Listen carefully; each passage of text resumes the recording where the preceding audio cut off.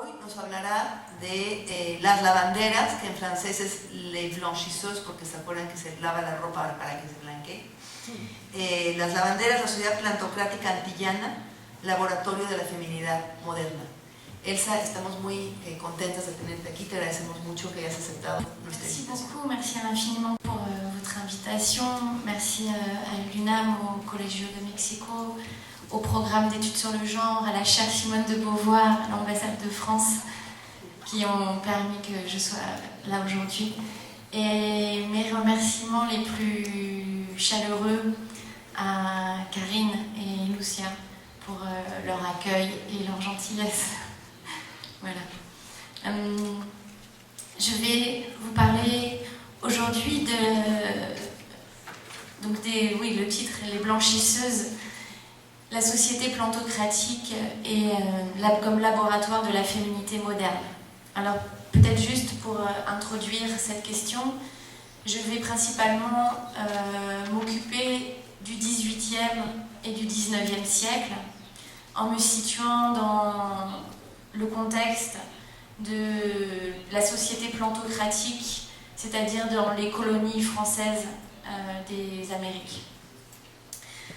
Et ma perspective sera une perspective en études féministes, et mon utilisation du concept de genre est une utilisation qui tente de ne jamais isoler le concept de genre des autres rapports de pouvoir, puisque mon hypothèse de travail est qu'on ne peut pas comprendre le rapport de genre si on l'isole de la question de la classe, de la question de la couleur, du racisme ou de la question de l'identité nationale. Autrement dit, il me semble que si on ne porte pas une attention toute particulière à ce qu'on appelle l'imbrication des rapports de pouvoir, eh bien, le concept de genre perd sa force théorique et politique.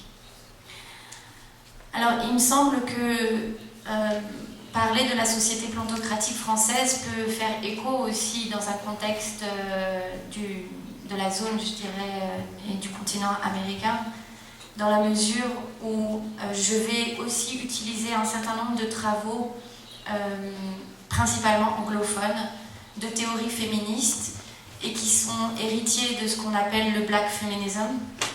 Et à ce propos, je pense qu'on pourra justement essayer de travailler sur ce qu'on pourrait appeler un féminisme atlantique, c'est-à-dire se situer à la fois sur la question de l'histoire européenne, du rapport de genre, du racisme, de la classe, au regard des Amériques, et de l'histoire coloniale que, au fond, ces deux continents partagent et ont vécu, je dirais, dans une même modernité. Alors, toute ma thèse dans cette intervention va consister à travailler sur ce que l'on pourrait appeler la généalogie de la féminité moderne. Généalogie de la féminité moderne au sens de la fabrique des normes de genre, au sens moderne du terme, c'est-à-dire des définitions normatives du féminin et du masculin. Et dans un second temps, je dirais que c'est pas seulement sur la définition normative du féminin et du masculin, au sens de représentation symbolique, sociale, morale, des vertus féminines ou des vertus masculines, mais plus fondamentalement, je vais essayer de démontrer comment cette fabrication des normes de genre s'est faite à travers le discours de la médecine et à essayer de démontrer en nature ce qu'est une femme et ce qu'est un homme, et d'exclure, vous allez voir, un certain nombre de corps de ces définitions normatives et entre guillemets biologiques. Alors, l'ensemble de mon propos, effectivement, s'inscrit dans la continuité d'un certain nombre de recherches qui sont issues des études féministes, notamment nord-américaines. Et effectivement, il y a un concept majeur de la théorie féministe nord-américaine qui s'appelle la genèse de la véritable féminité, the true womanhood. Et pour un certain nombre de chercheuses, l'idée c'est que, au cours du XIXe siècle, s'est développée une idéologie au sein de la société puritaine américaine. Et cette idéologie a consisté à définir ce qu'est la femme.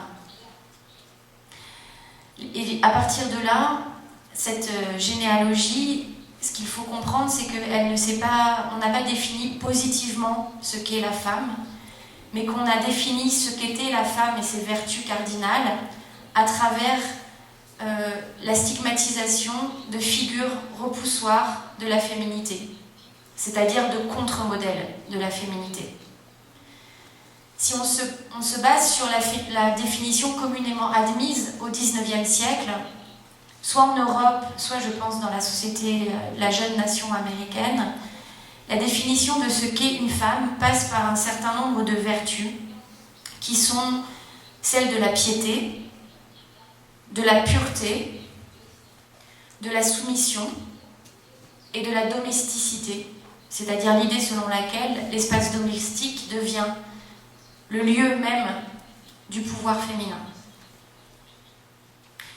Or, dans le contexte de cette définition idéologique de la féminité, un certain nombre de féministes nord-américaines ont montré qu'on ne pouvait pas comprendre cette fabrique de la femme sans prendre en considération non seulement le rapport de pouvoir qui posait comme deux contraires les vertus féminines et les vertus masculines, par exemple, du côté féminin, la piété, la morale, la pureté, la soumission, la domesticité, et du côté masculin, l'autorité, la justice, la raison, l'impartialité, etc.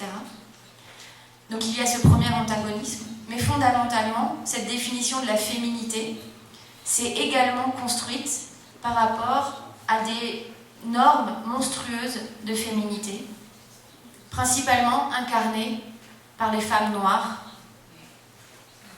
esclaves, descendantes d'esclaves.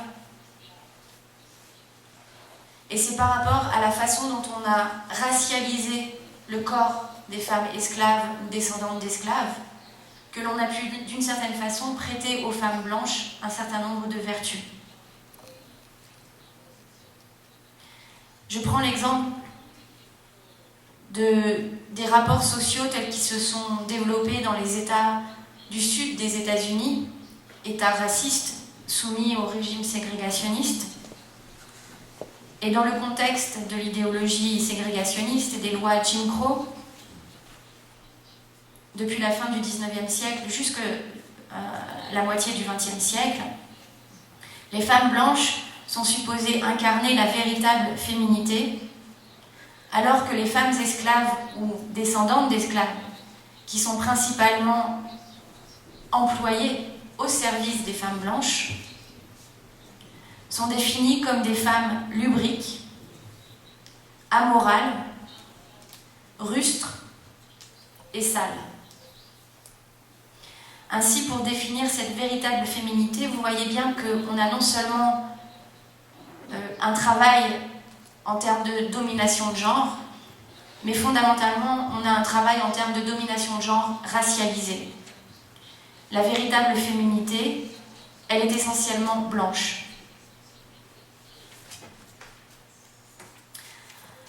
Ainsi, cet antagonisme entre les femmes blanches et les femmes noires, elle est non seulement construite en termes de représentation du corps, représentation idéologique du corps, mais elle est aussi fondée sur une division sexuelle et raciale du travail.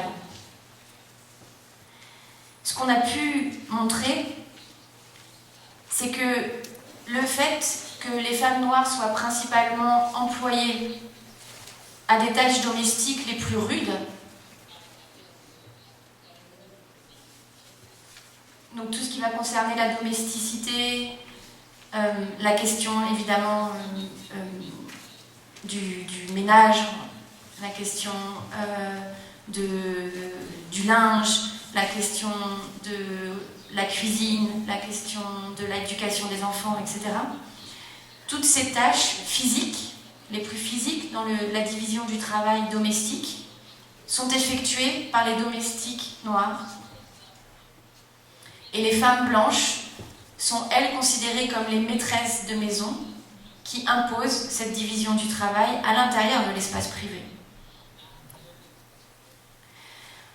Et les femmes blanches, elles, pour incarner les normes de la féminité, pour être effectivement pieuses, morales, sensibles, mais aussi esthétiquement apprêtées, vont devoir forcément imposer aux femmes noires d'assurer les conditions matérielles de cette féminité blanche. C'est précisément parce que quelqu'un s'occupe des tâches domestiques les plus dures que vous pouvez paradoxalement avoir le temps, mais aussi les moyens matériels pour incarner une féminité domestique. Autrement dit, vous avez besoin de bonnes au sens, je sais pas. Vous avez besoin d'une bonne pour devenir une femme. Donc si les femmes blanches, les vraies femmes, les ladies, paraissaient délicates, de pures créatures, si elles paraissaient pures, c'est précisément parce qu'elles n'étaient pas souillées par les basses tâches de la domesticité.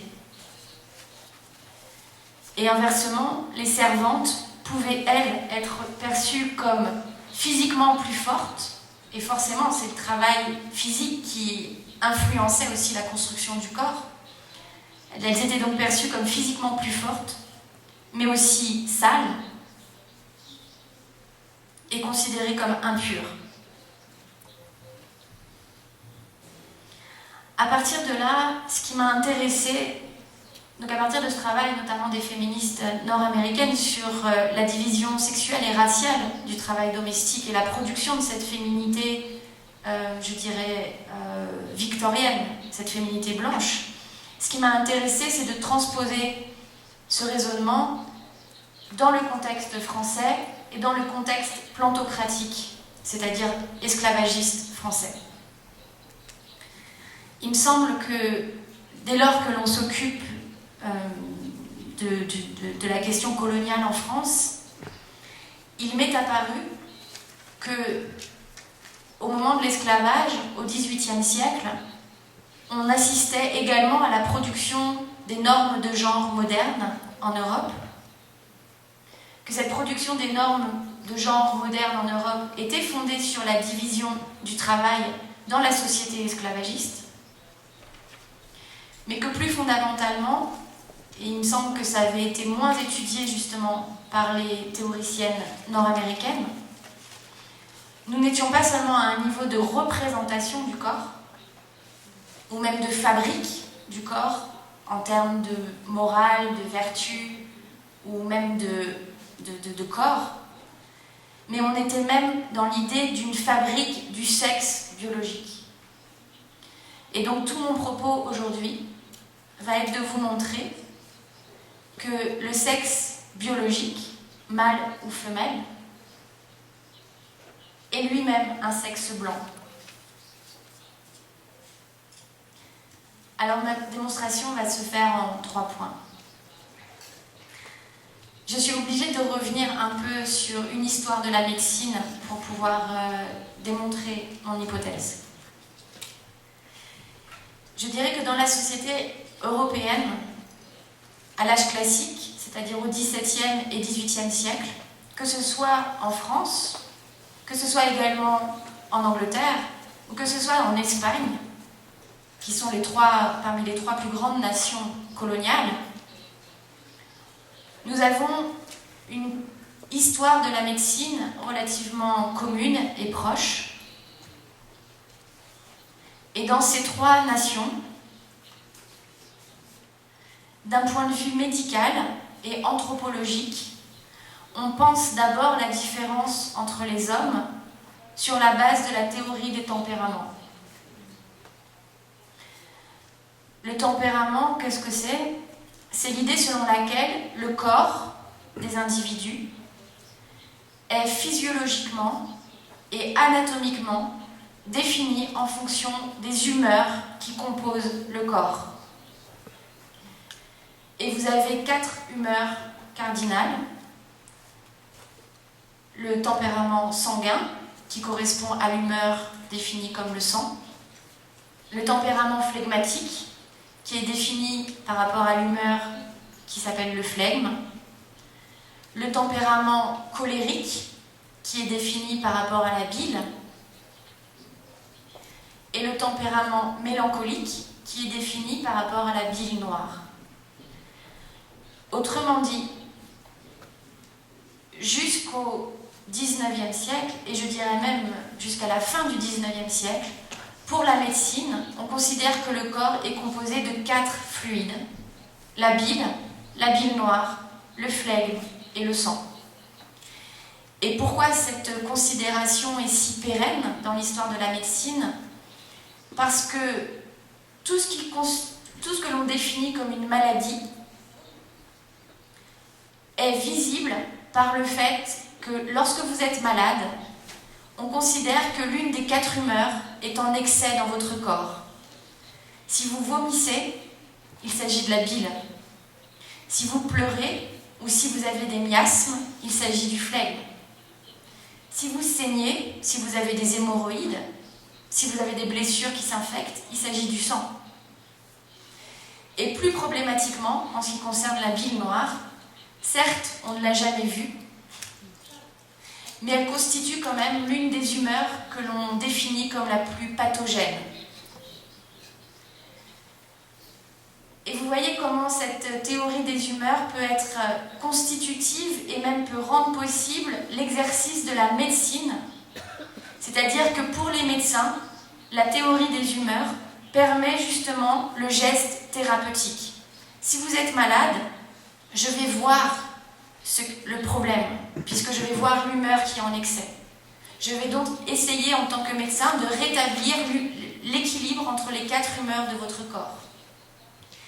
On comprend pourquoi, par exemple, la pratique de la saignée est une pratique répandue jusqu'au début du XXe siècle. Quand bien même la théorie des humeurs est considérée comme obsolète pour la théorie physiologique, pour les médecins, il se trouve que la théorie des humeurs est encore très forte parce que c'est la seule qui permet de légitimer son geste thérapeutique. Alors cette théorie des humeurs, elle n'est pas seulement intéressante d'un point de vue de la médecine, elle est intéressante d'un point de vue thérapeutique, d'un point de vue anthropologique, excusez-moi. Parce que ces 4 humeurs, on considère que si elles sont en équilibre, c'est ce qui définit la santé des individus. Mais que si l'une d'entre elles est un petit peu en excès, cela ne produit pas forcément une maladie, mais cela produit une caractéristique physiognomique des corps. Si vous êtes blonde, c'est précisément parce que vous avez un tout petit peu plus de flegme que les autres. Si vous êtes brun et rubicon, vous avez un teint rubicon, on considère que vous êtes avec un tout petit peu plus de sang que les autres. Si vous avez le teint très sombre, si vous avez les cheveux très sombres, les muscles secs, on considère que vous avez un tout petit peu plus de bile noire que les autres. Si vous avez un peu d'embonpoint, mais que vous êtes fort, on considère que vous avez un tout petit peu plus de bile que les autres. Vous voyez comment, sans être totalement pathologique, ces humeurs expliquent, pour la plupart des médecins, des philosophes et des anthropologues des Lumières, pourquoi il y a une diversité dans l'espèce humaine, une diversité physiognomique, c'est-à-dire qui explique les caractéristiques phénotypiques des individus. Pourquoi tel ou tel a la peau de telle couleur, pourquoi tel ou tel a les cheveux de telle couleur, pourquoi tel ou tel a plus d'embonpoint, pourquoi tel ou tel est plus maigre, etc., etc. Cette théorie des humeurs qui explique la variété humaine, elle est déjà là dès l'Antiquité. La façon dont elle va se modifier au XVIIe siècle, c'est-à-dire au moment de l'intensification de l'entreprise coloniale, c'est que cette théorie des humeurs va être utilisée pour définir, pour la première fois, des races humaines. Mais avant d'en venir là, puisque tel est mon propos, cette théorie des humeurs, cette théorie des tempéraments, elle explique d'abord, à partir du XVIIe siècle, pourquoi il y a des hommes et pourquoi il y a des femmes. Et donc, contre l'idée répandue selon laquelle la différence sexuelle se définit sur la base de l'anatomie et des organes génitaux, la première façon de différencier en nature, biologiquement, les hommes et les femmes a été sur la base de la physiologie des humeurs. Et dès le XVIe siècle, dans toute la médecine européenne, on considère que les femmes ont un tempérament flegmatique. Flegmatique parce que leur corps serait plein de flegme, en témoignent les sécrétions vaginales qui ne cessent de couler de leur corps. En témoigne leur teint blanc, leur peau fine, leurs cheveux fins en point. Par conséquent, c'est bien les catégories du sain et du malsain, la théorie des humeurs, qui vont permettre non seulement de différencier les corps, hommes, femmes, mais aussi d'imposer des hiérarchies entre les individus. Et il y a un adage très commun qui va être répandu dans toute l'histoire de la médecine. Les femmes sont flegmatiques, c'est-à-dire qu'elles sont plus froides, plus humides que la plupart des individus, à tel point que la femme la moins froide est toujours plus froide que l'homme le plus froid.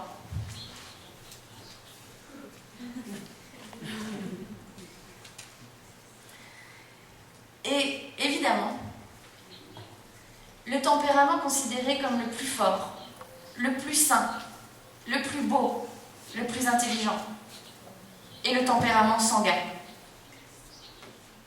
Mais c'est aussi celui qui est considéré comme le plus viril. Nous avons donc, vous voyez, un dispositif qui fait que la femme est toujours flegmatique, alors que les hommes peuvent être mélancoliques, bilieux, sanguins. Ça dépend de leur occupation, ça dépend des climats, ça dépend des âges de la vie. Mais que l'homme, parmi les hommes le plus viril, est toujours celui qui est sanguin, parce que c'est celui qui est le plus parfait. Alors, à partir de cette considération de l'anthropologie médicale sur la différence des sexes, à partir du XVIIe siècle, la fin du XVIIe siècle et du début du XVIIIe siècle, on va avoir une forme de transposition théorique de cette théorie des tempéraments à la question raciale. Tout se passe comme si la conceptualisation des sexes allait permettre de conceptualiser les races. Et pour comprendre comment ça se passe, justement, il faut comprendre comment on va définir ce qu'est la femme. Donc toutes les femmes sont flegmatiques, toutes les femmes sont plus faibles que les hommes, c'est-à-dire sont plus pathogènes, plus malades, et elles sont donc dans une position d'infériorité fondée en nature. Cependant, au moment où nous entrons dans l'ère coloniale, vous ne pouvez plus admettre cette équation. Vous ne pouvez pas dire « toutes les femmes sont par nature inférieures à tous les hommes ». Parce qu'il suffit que vous introduisez le facteur racial pour que l'équation ne tienne plus. Vous ne pouvez pas soutenir qu'une femme blanche est par nature inférieure à un homme noir. Et par conséquent, il va falloir complexifier cette théorisation de la différence sexuelle pour qu'elle puisse se combiner à la conceptualisation de la différenciation raciale. Heureusement, les philosophes, les idéologues, les médecins ne sont pas dépourvus de moyens et ils ont déjà, d'une certaine façon, opéré une différenciation parmi les femmes. Et ça, c'est un élément relativement intéressant. Certes, toutes les femmes sont malades, toutes les femmes sont inférieures. Mais parmi les femmes, certaines ne sont pas vraiment des femmes. Pour toute la tradition philosophique et médicale, les prostituées sont, au moins depuis le XIIe siècle, considérées comme n'étant pas véritablement des femmes. L'expression la plus commune, qui a été popularisée par les pères de l'Église, est d'appeler les prostituées les mules du démon. Les mules, retenez bien cette expression. Mule, mulâtre, c'est l'idée selon laquelle les prostituées sont considérées comme des femmes stériles. Pourquoi les prostituées sont considérées comme des femmes stériles? Parce que, à l'inverse de la plupart des autres femmes, on considère que les prostituées n'ont pas un tempérament froid et humide et flegmatique, typiquement féminin, mais qu'elles ont un tempérament chaud, brûlant, viril. Autrement dit, on considère que, d'un point de vue physiologique, les prostituées sont des hommes. Pourquoi? Il n'est pas question de donner aux prostituées les privilèges de la masculinité, les privilèges sociaux, politiques de la masculinité. Il s'agit d'opérer une mutation de genre pour exclure ces femmes des bénéfices sociaux et symboliques de la féminité. Autrement dit, il s'agit de les viriliser pour montrer qu'elles ne sont pas des femmes. Et d'un point de vue physiologique, dire que les prostituées ont un tempérament chaud, sanguin, brûlant, c'est dire que les prostituées sont principalement brunes, mates de peau. Et surtout, qu'elles sont tellement chaudes physiologiquement qu'elles brûlent le sperme, d'où leur stérilité. Évidemment, ça arrange tout le monde de considérer que les prostituées sont stériles, puisque cela permet de ne pas reconnaître les enfants nés des unions avec les prostituées. Ça peut arranger les affaires des hommes. Mais vous voyez comment, à l'occasion d'un rapport de pouvoir socialement déterminé, on va opérer une conceptualisation naturalisante de ce rapport de pouvoir. C'est-à-dire qu'on va fonder en nature l'exclusion des prostituées, de la féminité et de la maternité. Au moment où se développe le commerce triangulaire et au moment où s'intensifie l'esclavagisme, dans les plantations françaises notamment, on va considérer que les femmes esclaves sont comme les prostituées quelques siècles plus tôt, qu'elles ont un tempérament brûlant et viril. Autrement dit, on va opérer exactement la même exclusion des femmes esclaves de la féminité. Ainsi, les descriptions des femmes esclaves vont consister à dire que les femmes esclaves sont des femmes physiquement plus fortes, qu'elles sont lubriques, qu'elles sont immorales et qu'elles sont viriles.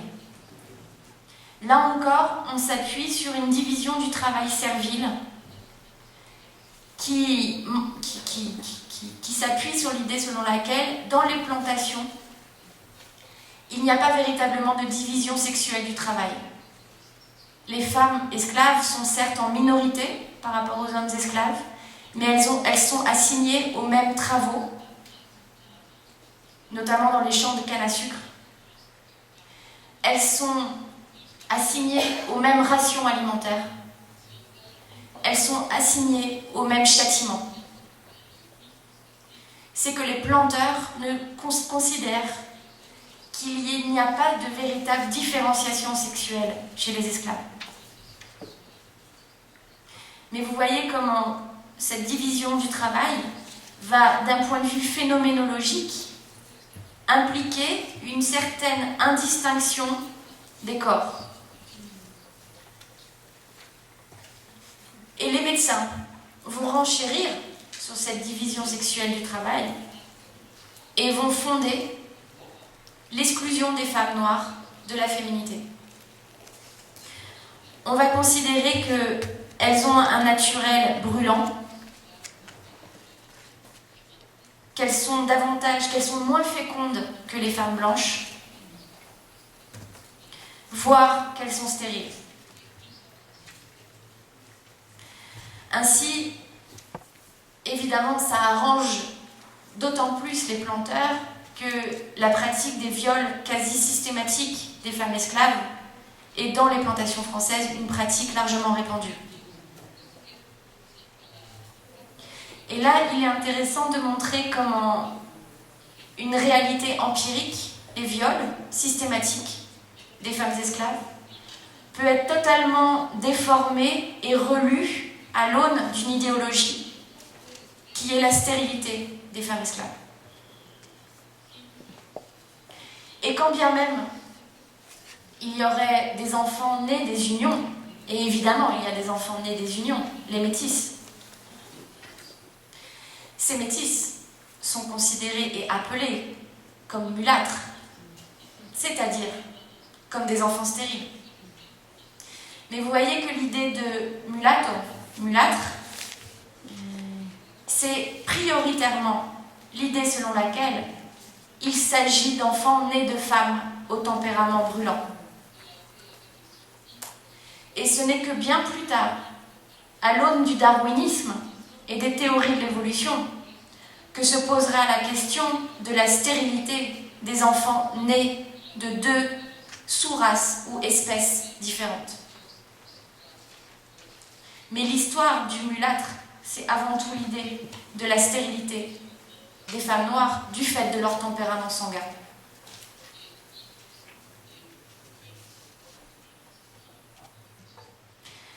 Concrètement, le problème dans les plantations françaises, c'est qu'il manque des femmes. C'est-à-dire, maintenant vous l'aurez compris, il manque des femmes blanches.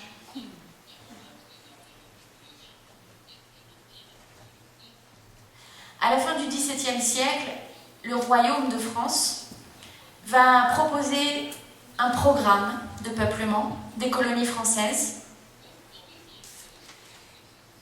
et va envoyer dans les îles à sucre, mais aussi dans les colonies de Louisiane ou du Canada, ce qu'on appelle les filles du roi. Il s'agit d'un programme qui consiste à aller chercher dans les hôpitaux, et à l'âge classique, les hôpitaux, c'est essentiellement en fait des orphelinats, des maisons de redressement, des maisons d'accueil pour les femmes seules, ou pour les paysannes déracinées. C'est également des endroits où on accueille les filles de joie, les prostituées. On va donc aller vider les hôpitaux et on va envoyer ces femmes aux colonies pour qu'elles puissent devenir les épouses des planteurs. Mais vous comprenez bien que ces femmes ne sont pas exactement des femmes de vertu. Ce ne sont pas des ladies. Il va donc falloir les blanchir. Et l'idée de blanchiment en français, c'est un terme qui est utilisé pour la laverie, blanchir le linge. Les blanchisseuses, c'est celles qui s'occupent du linge. Mais le blanchiment, c'est aussi lorsque, par exemple, vous êtes accusé d'un crime et que quelqu'un vient vous innocenter, c'est-à-dire vient vous redonner votre respectabilité morale et pénale. Ainsi, ces femmes, ces filles du roi, vont devoir être blanchies, c'est-à-dire qu'il va falloir les transformer en véritables femmes. Et la façon dont on va procéder, c'est qu'on va utiliser les femmes noires, les femmes esclaves, pour blanchir les femmes blanches. D'où l'idée que l'on va vraiment développer l'idéologie de la femme esclave comme une femme rustre, virile, immorale, lubrique, stérile, afin, en contrepartie, si vous voulez, en comparaison, de produire une féminité, de produire ces filles comme des femmes.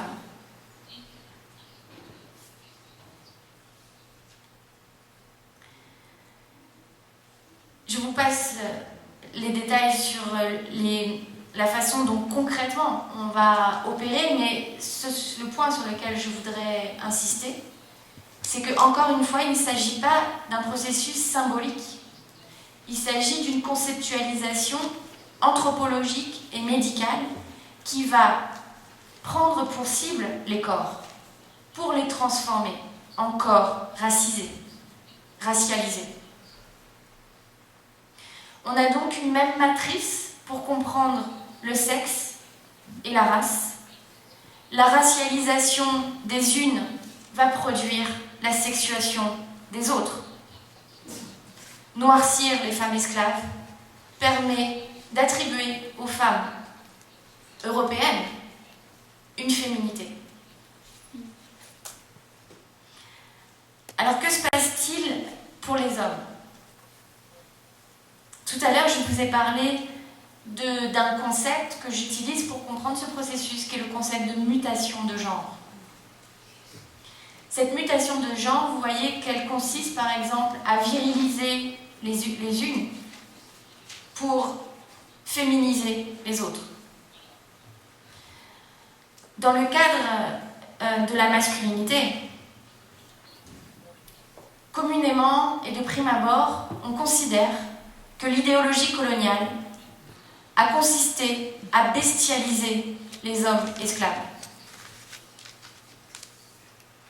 Or, cette représentation de la bestialisation des hommes esclaves, elle n'intervient qu'au XIXe siècle. Avant le XIXe siècle, on ne fonctionne pas sur la bestialisation, qui est un topos du racisme évolutionniste. On fonctionne sur un processus d'effémination des hommes. Alors, qu'est-ce que cela signifie ? Ça signifie qu'au moment même où on opère une virilisation des femmes esclaves, on va efféminer les hommes esclaves. Et ce n'est pas seulement d'un point de vue local, circonscrit à la médecine coloniale telle qu'elle se déroule dans les plantations françaises. C'est un dispositif qui concerne l'ensemble des nations européennes investies dans l'esclavage. Puisque c'est par cette effémination des hommes esclaves que l'on construit la première classification anthropologique raciste moderne.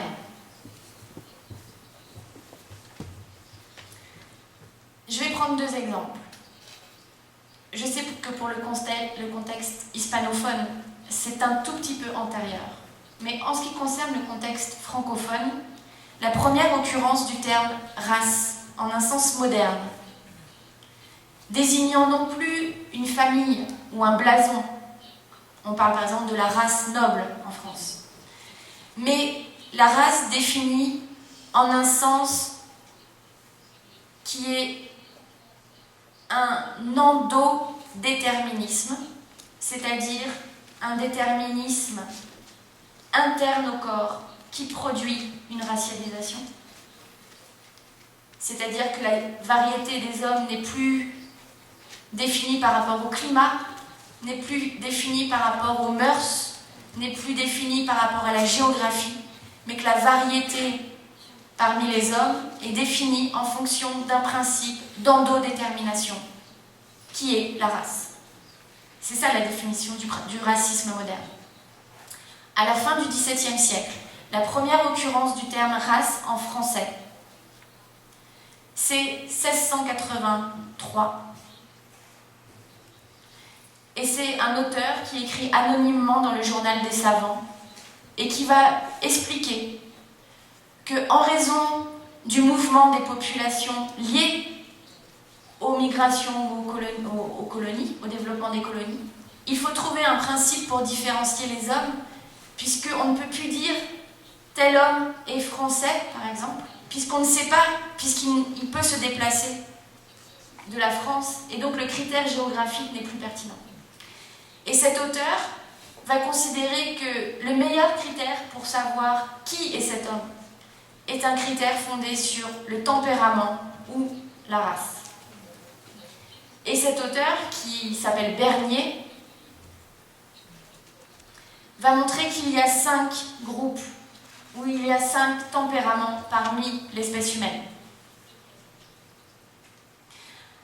Et il va développer tel groupe, cheveux clairs, teint rubicon, etc. Nez aquilin, mœurs polissées, correspond au tempérament sanguin des Européens, etc., etc., etc. 1683. Il faut attendre la fin du XVIIIe siècle, et notamment le grand système de la nature écrit par Carl von Linné, pour trouver la systématisation de cette première classification raciale de l'humanité. Et que nous dit Linné, naturaliste, grand naturaliste européen, qui va être l'une des autorités les plus importantes pour l'histoire naturelle européenne? Linné va nous dire on peut diviser l'espèce humaine en 5 groupes.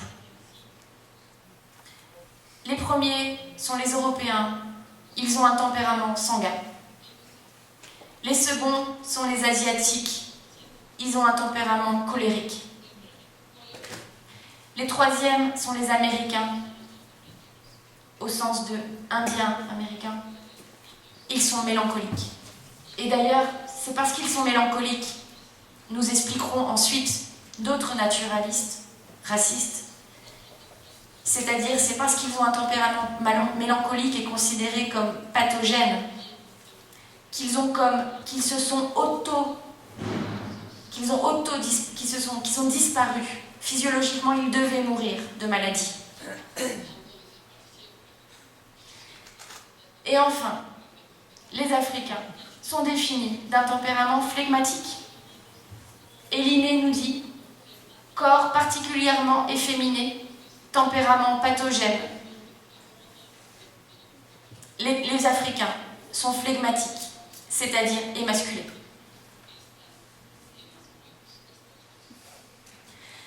Et là, vous voyez que la mutation de genre qu'on va opérer, c'est de considérer, au fond, les hommes noirs, puisque Linné nous parle que des hommes africains, comme étant d'un tempérament flegmatique. Et ce tempérament flegmatique explique l'infériorité prétendument naturelle des Africains, de la même façon que 2 siècles auparavant, le tempérament flegmatique avait expliqué l'infériorité naturelle des femmes. Et en témoigne le fait que sur les plantations, la plupart des planteurs, des administrateurs coloniaux et aussi des médecins coloniaux vont attribuer aux esclaves des maladies spécifiques et vont montrer que les esclaves sont bien plus sujets aux maladies que les colons. Ou en tout cas que les maladies qui déciment les colons ne sont pas les mêmes que les maladies qui affectent les esclaves. Et l'une des plus grandes maladies attribuées aux esclaves sur les plantations françaises est une maladie qui s'appelle la pica.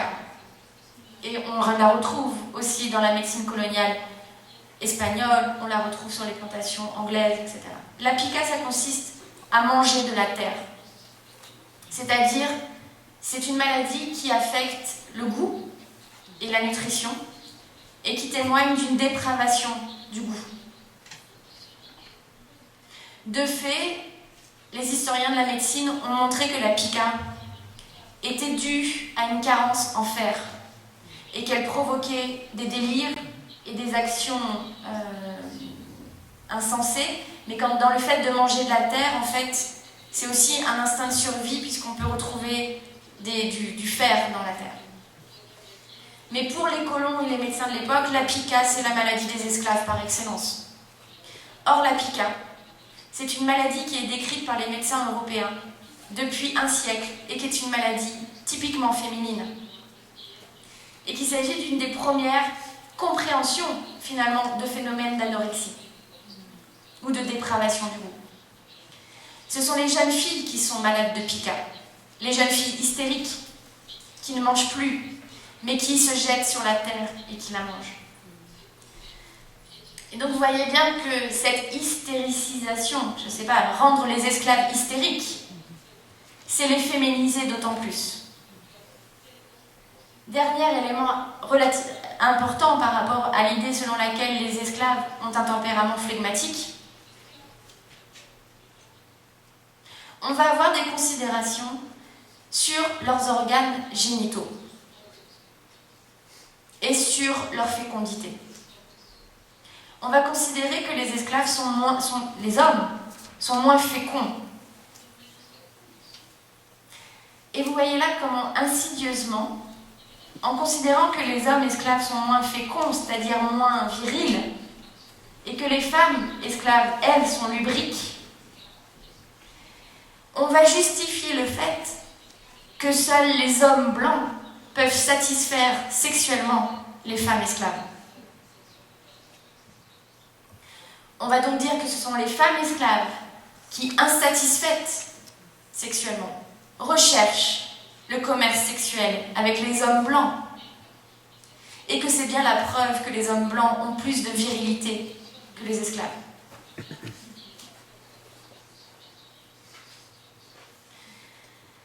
Et dernière chose, dernier élément, il y a une représentation raciste qui perdure encore dans la conscience commune, qui est l'idée selon laquelle les hommes noirs ont des organes génitaux plus grands que les hommes blancs. Ces considérations sur la taille des organes génitaux n'intervient qu'à l'extrême fin du XIXe siècle et au début du XXe siècle. Auparavant, au contraire, ce dont il est question, c'est l'hypertrophie des clitoris des Africaines. On considère que les femmes noires ont un tempérament viril qui fait que leurs organes génitaux, et notamment leur clitoris, se développent de façon excessive. Ce sur quoi on insiste, c'est sur les organes génitaux des femmes. Et c'est à l'extrême fin du XIXe siècle qu'apparaît la représentation raciste des organes génitaux des hommes. Je pourrais rentrer en détail sur cette histoire qui me passionne. Ce serait l'objet d'une autre communication.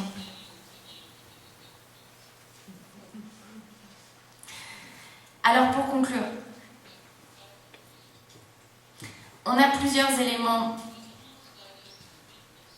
que l'on peut déduire de cette historicisation des normes sexuelles et raciales. La première chose, c'est que c'est ce dispositif de mutation de genre. La façon dont la conceptualisation et la théorisation de la différence sexuelle s'est constituée comme un schème d'intelligibilité de la différence, ou plus exactement de la différenciation raciale. Je ne dis pas que le sexisme moderne précède le racisme moderne, ce n'est pas une question de précédent. C'est plutôt une question de matrice conceptuelle qui fait que le sexisme et le racisme moderne partagent une même conceptualisation, une même théorisation. Et que cette théorisation a des implications directes dans la fabrique des corps en tant que corps sexués, sexualisés et en tant que corps racialisés. Et donc l'idée de mutation de genre, c'est l'idée que la virilisation d'un groupe ou des femmes d'un groupe permet la racialisation du groupe. Autre élément, lorsque je parle de cette question de virilisation des femmes noires et effémination des hommes noirs, vous voyez comment les normes de genre ont été un levier dans l'imposition d'idéologies racistes liées à l'esclavagisme. Et qu'il faut comprendre que dans la mesure où les normes de genre ont constitué un enjeu de racialisation, de la même façon, elles ont constitué un enjeu de libération. On peut donc comprendre, par exemple, comment les normes de féminité et de masculinité peuvent devenir des outils de subjectivation. Être reconnu comme un homme, c'est être reconnu comme viril. Ce qui fait que la virilité pour les hommes noirs, et notamment dans les mouvements noirs, va devenir un levier de revendication, y compris dans des formes paroxystiques. L'idée que performer une survirilité, c'est faire reconnaître enfin que je suis un homme. Lorsqu'on se place du côté du combat des femmes, pour les femmes noires, et notamment dans les mouvements féministes, parce que les femmes ont historiquement, les femmes noires ont été historiquement stigmatisées comme des femmes viriles. Vous voyez comment il a pu être compliqué, difficile, voire impossible, de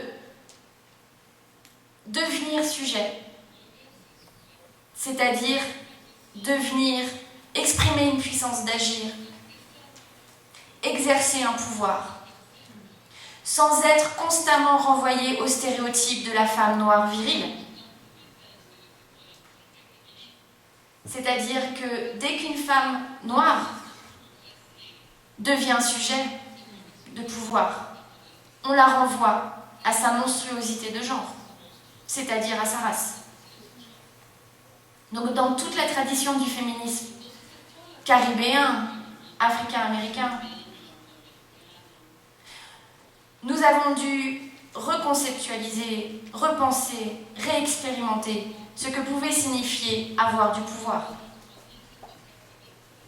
pour déjouer le jeu du rapport de genre et du racisme qui renvoyait ce pouvoir à une monstruosité.